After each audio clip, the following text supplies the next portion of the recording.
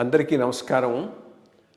IYR talks మొదలుపెట్టి ఎఫెక్టివ్గా postings మొదలుపెట్టి ఒక సంవత్సర కాలం అయింది.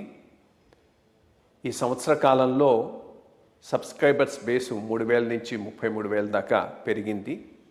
ఐవైఆర్ టాక్స్ను ఆదరిస్తున్న మీ అందరికీ నా ధన్యవాదాలు. భవిష్యత్తులో కూడా ఇదే రకంగా ఐవైఆర్ టాక్స్ని మీరు ఆదరిస్తారని ఆశిస్తూ ఉన్నాను. Thank you. అందరికీ నమస్కారం. ఐవైఆర్ టాక్స్కు స్వాగతం. ఈ మధ్య రాయిటర్ సంస్థ వాళ్ళు ప్రచురించిన ఒక న్యూస్ ఐటమ్ ఆంధ్రప్రదేశ్ రాష్ట్రంలో ముఖ్యంగా కొంత డిస్కషన్కు దారితీసింది. ఆ న్యూస్ ఐటమ్ నేను కూడా చదివాను. వాళ్ళ ఈ కథనం ప్రధానంగా మోడీ గారి కరిస్మా తగ్గిపోతూ ఉన్నది. హూ ఆఫ్టర్ మోడీ, 2029 తర్వాత మోడీ తర్వాత ఎవరు రావచ్చు, బీజేపీకి పూర్తి మెజారిటీ రాకపోవచ్చు, కాబట్టి ప్రధానమైన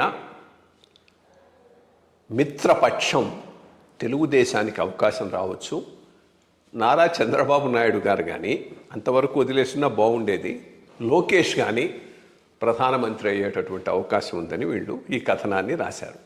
సరే, ఈ కథనం మీద చాలా డిస్కషనే కాదు, చాలా జోక్స్, హ్యూమరస్ డిస్కషను చాలా చోట్ల నడిచింది. ఎందుకనంటే చాలా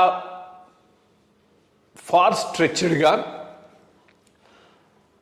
ఇమాజినేషన్ తీసుకపోతే ఎట్లా ఉంటుందో ఇది ఒక నిదర్శనం. దీంట్లో పార్ట్ ఆఫ్ ది ప్రాబ్లం ఏంటంటే, ఈ అంతర్జాతీయ వార్తా సంస్థలు ఇండియాను ఏ రకంగా డీస్టెబిలైజ్ చేయాలి, డీస్టెబిలైజ్ అయితే బాగుంటుంది అనేటటువంటి వాళ్ళ అజెండాకు అనుగుణంగా ఎక్స్ప్రెషన్స్ ఇస్తూ రాస్తూ ఉంటారు.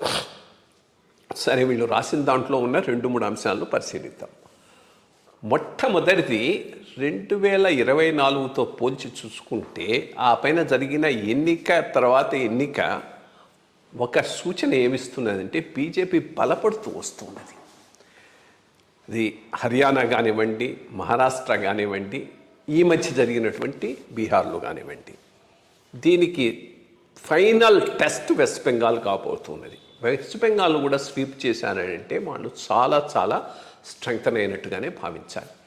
వెస్ట్ బెంగాల్ను స్వీప్ చేయటమే కనుక జరిగితే అర్లీ ఎలక్షన్స్కు పోయి దాంతో కొంత జమిలికి దగ్గర అయ్యేటట్టుగా అట్లీస్ట్ 2000 నెక్స్ట్ ఎలక్షన్స్ వచ్చేటప్పటికి జమిలి వచ్చే రకంగా ఒక వ్యూహంతో బీజేపీ ముందుకు పోయేటటువంటి అవకాశం ఉన్నది. ఇటువంటి పరిస్థితుల్లో 2029లో బీజేపీకి చాలా తక్కువ మెజారిటీ వస్తుంది, పూర్తి మెజారిటీ రాదు, మిత్రపక్షాల మీద ఆధారపడాల్సి ఉంటుంది. కాబట్టి తెలుగుదేశానికి అవకాశం రావచ్చు అని ఇంత కథనం అల్లటం అనేటటువంటిది ఒక విష్ఫుల్ థింకింగ్గా వాళ్ళ అజెండాకు అనుగుణంగా ఒక వార్తను నడపటం తప్పితే అంతకు మించి ఇక్కడ ఏది అవుపించటం లేదు నాకు. ఇక ఆంధ్రప్రదేశ్ ఇష్యూలోనే పరిశీలిద్దాం, ఆ సైడ్ నుంచి కూడా పరిశీలిద్దాం. 2024లో తెలుగుదేశం పార్టీకి వచ్చినటువంటి రిజల్ట్ అనూజువల్ రిజల్ట్. అది మళ్ళా రిపీట్ అయ్యేటటువంటి అవకాశాలు చాలా తక్కువ. అది రావడానికి 2-3 కారణాలు అయినాయి. ఒకటి, జగన్మోహన్ రెడ్డి గారి టోటల్ భ్రష్టు పట్టించిన పాలన, బికాస్ ప్రజలలో ఒక టోటల్ ఇది వచ్చేసింది. రెండోది, పవన్ కళ్యాణ్ గారు వేసినటువంటి పునాది. ఎందుకంటే ఆ పునాది కనుక వేయకుండా ఉంటే ఇంత వచ్చి ఉండేది కాదు. తనకు తగ్గించి బీజేపీని కన్విన్స్ చేసి వీళ్ళకు ఎక్కువ సీట్లు వచ్చేటట్టుగా ఆ డిస్ట్రిబ్యూషన్లో ఆయన చాలా కృషి చేశాడు. దాంతో అందరూ గెలిచిపోవడంతో చాలా పెద్ద మెజార్టీ వచ్చి 20కి మించినటువంటి ఎంపీ సీట్లు వచ్చినటువంటి పరిస్థితి ఆ రోజు ఉన్నది. 2029 కానీ అంతకన్నా ముందు ఎప్పుడు జరిగినా కానీ ఎలక్షన్స్లో కానీ 2 ప్రధానమైనటువంటి పాత్రలు ఆంధ్ర రాజకీయాల వరకు ప్లే చేయొచ్చు. మొట్టమొదటిది, బీజేపీ జనసేన కలిసి ఎక్కువ సీట్లు, పార్లమెంటరీ సీట్స్ డిమాండ్ చేసే అవకాశం ఉన్నది. ఒకవేళ వాళ్ళు ఇద్దరూ కలిసి 10 సీట్లు డిమాండ్ చేస్తే పోటీ చేయటమే తెలుగుదేశం 15కు పరిమితం అయిపోతుంది.